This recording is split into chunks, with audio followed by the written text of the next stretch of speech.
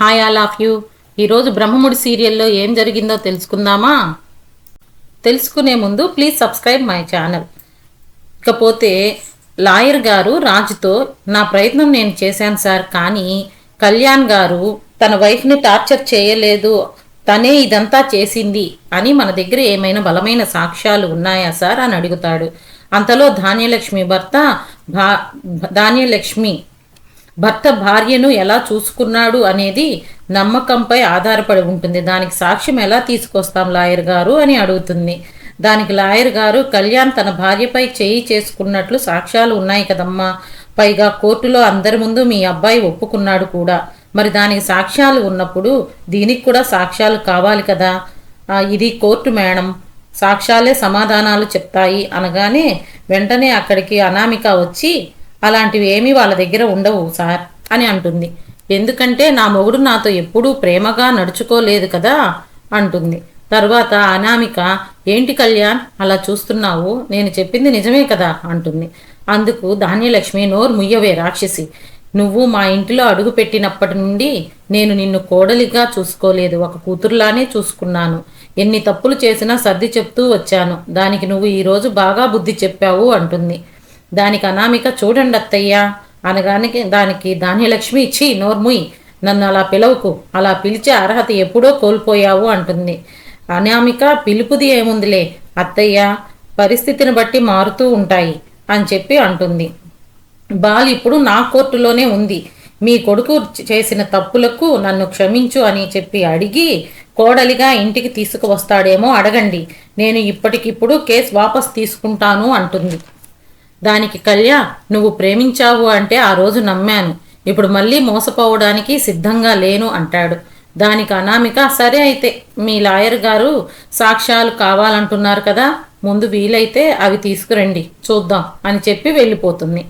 దానికి రాజు, ఇంత దూరం వచ్చాక మనం దేనికి భయపడాల్సిన అవసరం లేదు, ఏమి జరిగినా సరే ధైర్యంగా ఉండు కళ్యాణ్, నేను చూసుకుంటాను అంటాడు.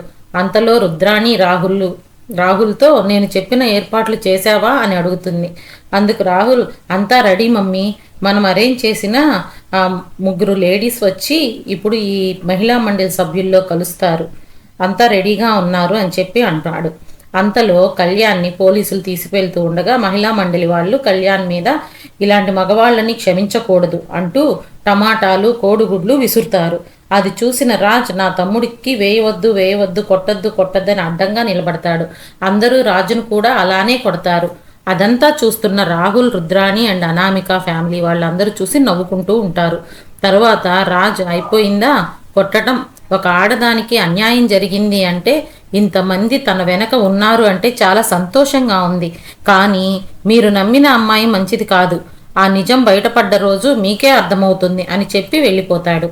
తరువాత అప్పుని, కనకం నా కూతుర్ని నేను కోర్టుకి ఎందుకు పంపాలి, నేను పంపించను అని చెప్పి వాదిస్తుంది. దానికి అప్పు వాళ్ళ నాన్న, మనం పంపించకపోతే పోలీసులే వచ్చి తీసుకుపోతారు అని, అది అవసరమా మనకి అని చెప్పి అంటాడు. అంతలో అప్పు, నాన్న నువ్వు ఆగు, నేను చెప్తాను అమ్మకి అని చెప్పి, అమ్మ నేను వెళ్ళకపోతే ఆ అనామిక వేసిన నింద నిజమవుతుంది అంటుంది.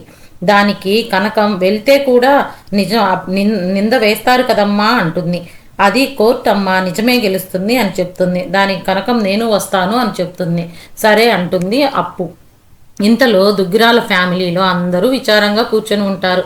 అంతలో అమ్మమ్మ గారు, కళ్యాణ్ ప్రేమించాడు కదా అని వాళ్ళ స్థితిగతులు చూడకుండా పెళ్లి చేశాము అని అంటుంది. అంతలో ధాన్యలక్ష్మి, ఇప్పుడు అది కాదత్తయ్య కావాల్సింది, నా బిడ్డను బయటకు ఎలా తీసుకురావాలి అంటుంది. దానికి రాజ్ తండ్రి, అంటే అందరూ వెళ్ళి తనని బ్రతిమలాడి సారీ చెప్పి కోడలిగా తీసుకురావాలా అంటాడు.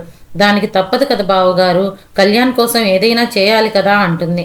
దానికి రాజ్, అమ్మ అపర్ణ తనని తీసుకువస్తే పక్కలో పామును పెట్టుకొని పడుకున్నట్లే, తను ఏమంటుందో అని భయంగా బతకాల్సిన పరిస్థితి వస్తుంది ఇంట్లో అందరికీ అని అంటుంది. దానికి ధాన్యలక్ష్మి, మీరంతా ఇంటి గురించి పరువు గురించి ఆలోచిస్తున్నారే తప్ప అక్కడ నా కొడుకు ఏ పరిస్థితిలో ఉన్నాడో మీరు ఆలోచించడం లేదక్క అంటుంది. దానికి కళ్యాణ్ తండ్రి, నోరు ముయ్ అని అరుస్తాడు. ఏం మాట్లాడుతున్నావు, ఎవరూ పట్టించుకోవడం లేదా, అంతమంది కోర్టుకు రావాల్సిన అవసరం ఏముంది, నీ కోడలు వచ్చినప్పటి నుంచి నీ కొడుకుని ఒక్కసారైనా పట్టించుకున్నావా, అప్పు విషయంలో ఎన్నిసార్లు అవమానించినా నా కొడుకు అన్నిటినీ తట్టుకుని నిలబడ్డాడు. నీ కోడలు తన భర్తని పూచిక పుల్లలా తీసిపారేసింది. నీ భర్త గురించి చాలా నీచంగా మాట్లాడింది. ఈ ఇంట్లో ప్రతి ఒక్కరిని ఏదో ఒక మాట అని రెచ్చగొట్టింది. నీకు కనీసం చీమ కుట్టినట్లు కూడా లేదా అనగానే ధాన్యలక్ష్మి, మీకేమండి, మీరు మగమహారాజులు అంటుంది. దానికి తన భర్త, నోర్ముయ్, నీకు మా అమ్మ వదిన అలుసి ఇచ్చి తప్పు చేశారు. నువ్వేమో నీ కోడలకు అలుసి ఇచ్చి తప్పు చేశావు. ఇంత దాకా తీసుకువచ్చేలా చేశావు. నీ కొడుకు గురించి ఎవరు పట్టించుకోలేదా?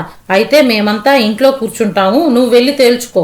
మహిళా మండలి వాళ్ళు నీ కొడుకు గురించి మాత్రమే కాదు మాట్లాడుతుంది, ఫ్యామిలీ మొత్తాన్ని కలిపి అంటున్నారు అని చెప్పి అంటాడు. అంతలో రాజు వచ్చి, బాబాయ్ నువ్వు కామ్గా ఉండు, మనలో మనం అరుచుకుంటే బాగోదు అని చెప్పి సర్ది చెప్తాడు. పిన్ని దగ్గరికి వెళ్ళి, పిన్ని, కళ్యాణ్ తప్పు చేయలేదు, కానీ అనామికని వెళ్ళి కళ్యాణ్ కోర్టులో నిలబెట్టింది. మనం తగ్గి వెళ్ళినా 2 రోజుల్లో ఈ ఇంటిని ముక్కలు చేస్తుంది. వాణ్ణి మన దగ్గర నుండి దూరంగా తీసుకువెళ్తుంది. మనం ఇప్పుడు తగ్గితే ఇదంతా జరుగుతుంది, ఆలోచించు పిన్ని అంటాడు. అంతలో కావ్య వచ్చి, చిన్నత్తయ్య, అనామిక ఏమి ఆశించి ఇదంతా చేసిందో మీరు ఇంకా అర్థం చేసుకోకుండా అనామికలా మాట్లాడతారేమి అని చెప్పి అడుగుతుంది. కవిగారికి ఏ శిక్ష పడకుండా ఇంటికి తీసుకురావాలని చూస్తున్నాము అంటుంది. దానికి ధాన్యలక్ష్మి, మధ్యలో నువ్వు మాట్లాడుకు కావ్య, నీ చెల్లి వల్ల నీ కుటుంబం వల్లే ఇదంతా జరుగుతుంది అని చెప్పి తన్ని తిడుతుంది. దానికి కావ్య, సరే అయితే మేమందరం వెళ్ళి అనామిక ముందు తల ఉంచుకొని నిలబడతాం, వదిలిపెడుతుందేమో చూద్దాం. పోనీ మీరు వెళ్ళి మీ ముద్దుల కోడల్ని ఒప్పించండి, అప్పుడైనా వదిలేస్తుందేమో చూద్దాం అంటుంది. అనామిక మీ కుటుంబం మీద ఆరోపణలు చేసినట్లు మీరు మా మీద చేయకండి, మా ఫ్యామిలీ మీద అని చెప్పి కావ్య అంటుంది. దానికి ధాన్యలక్ష్మి, ఎవరితో మాట్లాడుతున్నావు, ఏం మాట్లాడుతున్నావు అంటుంది. అంతలో స్వప్న వచ్చి, మీ కుటుంబం మీద పడ్డారు, మా కుటుంబం మీద పడ్డారేంటి, ఆ నోరు కోర్టులో చూపించుకోండి అంటుంది. దమ్ము లేదా, ధైర్యం లేదా, కోడల్ని అదుపులో పెట్టుకోండి చేతనైతే అని చెప్పి అడుగుతుంది. అంతలో రుద్రాణి మాట్లాడుతుంది. రుద్రాణిని, రాహుల్ని ఇద్దరిని దులిపివేస్తుంది స్వప్న. అంతలో ధాన్యలక్ష్మి, ఇప్పుడు నేనేం చేయాలి అంటుంది. అంతలో రాజు నాన్నగారు, ఈ ఇంటికి 2 కళ్ళ లాంటి వారులమ్మ, రాజు కళ్యాణు ఇద్దరిని మనం 2 కళ్ళు వంటి వారు. కళ్యాణ్ని ఎలా అయినా బయటకు తీసుకువస్తాము అంటారు. అంతలో అపర్ణ కూడా, ఏం చేస్తే దీని నుంచి మనం బయటపడతామో ఆ దిశగా ఆలోచిద్దాము అని చెప్పి అంటుంది. అంతలో ధాన్యలక్ష్మి, సాక్ష్యాలు కావాలంటున్నారక్క అని చెప్పి అడుగుతుంది. అంతటితో ఈరోజు సీరియల్ ఎపిసోడ్ అయిపోతుంది. రేపటి ఎపిసోడ్లో ఏం జరుగుతుందో చూద్దాము. అప్పటి వరకు వెయిట్ చేయండి. Please subscribe my channel. Thank you all of you.